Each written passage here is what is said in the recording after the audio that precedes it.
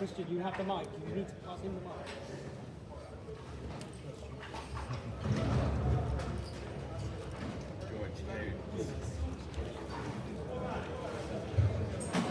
Shout out. All right. George, how are you? Congratulations on the performance. So tell us the biggest difference you saw between Richardson Hitchins and Devin Haney, Tiafimo. We know that you want to see them all in the ring fighting. Let us know what you thought about it. Yeah, look, again, it's an honor to come back to New York, come back to Madison Square Garden, headline another show here. Thank you to Eddie, Hearn. I always appreciate you guys for giving me these opportunities. And if you take it all the way back, if it wasn't for these guys taking this fight, who knows what would happen. It's all great stuff. So obviously my promoter, Lou DeBella, my own company, Fresh Promotions. I just do it my own, man. And look, it's hard to.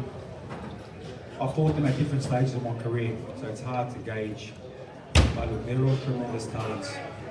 Like I've been saying, I just keep stepping to the best of the best. And, win, lose or draw, I just want to keep fighting the best of the best. So yeah, look, it's hard. They both have different talents, all of them, and that's why they just got to fight each other. Make it happen, let them fight each other, and one of them will win, one of them will lose. Boxing fans, boxing media, promoters, support it. Support the winner, support the loser, and move on. How much longer do you see yourself? George. Sebastian Milo, boxing out with Fight Hub TV. You say you want to see all these guys fight each other. Just from a fan's perspective as well, what's the fight that you most want to see? Look, I love the sweet science, I'm such a big fan of the sport. I sit there relentlessly watching every single different fight. And the exciting fight is obviously, as we know, Eddie Hitchins, Lopez Hitchins, all these guys, Lopez, Devin Haney. We want to see them fight each other. And like I said, it's hard to tell who's going to be better than who, because on that night, anything can happen.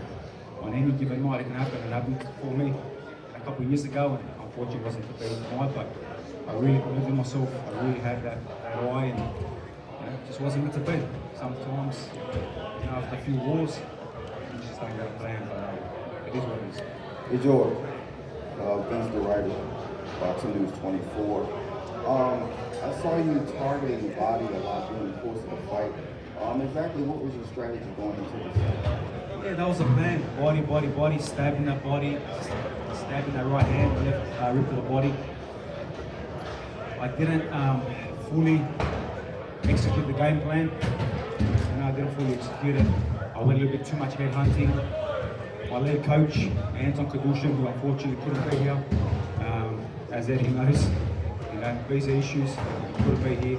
But we had a great camp in Montreal, and big respect to Ramon Matthews, the assistant who jumped up and had a tremendous camp. Russ Amber as well, my father in the corner, my manager.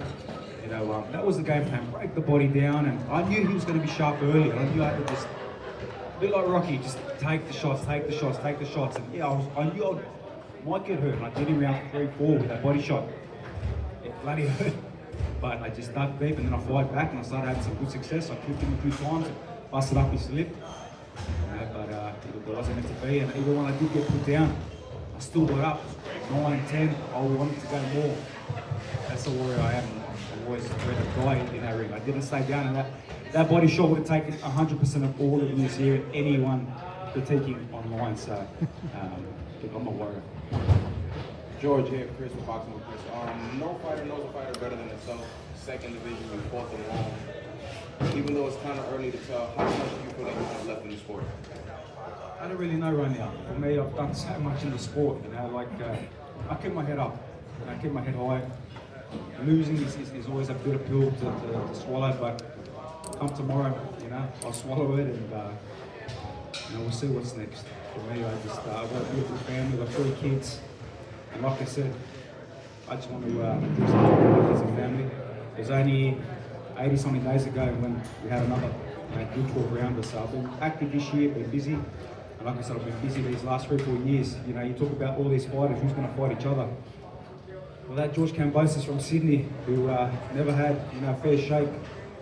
You know, from nothing, went over and did it all, man. And like I said, my cabinet's full, my bank account's full, and I got a loving family. So, what's next? I'm gonna go coach my son's footy team right now. He's only under fives, but you know, that's what I'm gonna do right now. Happy Father's Day, guys.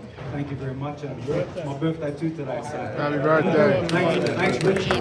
Thanks, Richie, for the extra punches. It was more than 32. Wanted that birthday. Hey Jen, this is Los with Fight Hype.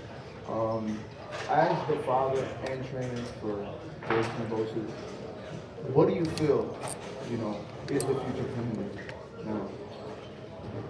Look, at the end of the day, you always, we worked so hard in this training camp, and we had the game plan to defeat Hitchins tonight.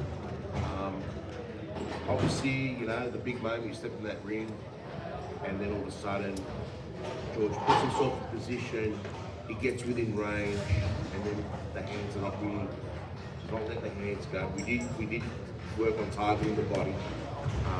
George went a little bit more headhunting. We wanted to punch between punches and kind of sort of like catch when he was throwing that jab and kind of punch with him. And look, we had the right perfect game plan. There's no excuses. End of the day, you know, George is a warrior. He's fought some really tough fights, and I just believe, you know, these fighters, you know, they take shots, and then maybe they feel that same shot from the fight before. Maybe sometimes mentally it gets in their head a little bit, thinking, oh shit, you know, or I know this shot kind of hurt me last time, you know, it's just hard to know what a fighter goes through. But right now, George is not thinking about nothing. You know, the simple thing is, he's going to go away with his family, he's not hurt, he got beat by the better man tonight. And the simple thing is, he's just going to go and have a holiday, and we're not going to put him in a position if we don't have to, just to keep proving that George has got to keep getting in there. You know, we don't need to do that. I mean, that's something that me and George will have as a personal discussion. And first and foremost, it's about his health. And I just think when these fighters, they just get battle worn. And I think, you know, George has had some big wars, and it just starts to tell in certain shots, and it kind of puts a bit of doubt in his mind moving forward. But we had the plan to execute. We just couldn't execute. I mean, the instructions in the corner were great.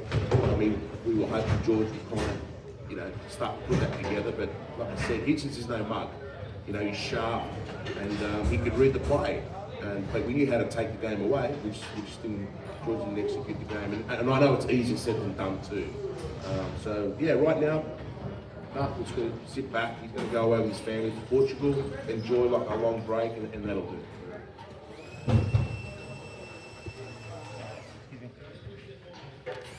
Last one for George does, yep. This is directed to George. For the last 5 years, you fought at the highest level. I'm talking about like Murderer's Row, tough fight after tough fight. What did fighting at the top level teach you about George Kambosos? Yeah, look, if you talk about resumes, I think George Kambosos has the best resume in boxing. You know, like, you look at the names I fought: undisputed champions, unified champions, Olympic gold medalists, world champions, division above. Everyone knows I've got a big heart, and I was saying that every time I got up in every round, warrior, and you saw it in round 3 4 when you heard me. I kicked down on that mouth guard and fired back. Like I said, I had some success, but it didn't teach me anything new. I know I'm a warrior. I know I give everything to the sport. The fans know it, and the fans respect it. And like I said, I fought the best of the best, and that's all I can ever ask for. You know, and I hope the fans respect it. I hope the media respects it. I hope the promoters respect it. And like I said, I look at myself in the mirror. I wanted to win, of course. I wanted to become a 2-division champion. I think this victory would have made me one of the all-time greats, you know, in Australian boxing history. But again, there's so much history already that I've done, and I don't have to prove nothing to nobody. I look in front of the mirror. I know who George Kambosos is. I know who the warrior he is. And, I'm not ashamed. I keep my head up, my chin up, my head up, my chest out, and live to fight another day. We'll have to wait and see. Talk about that.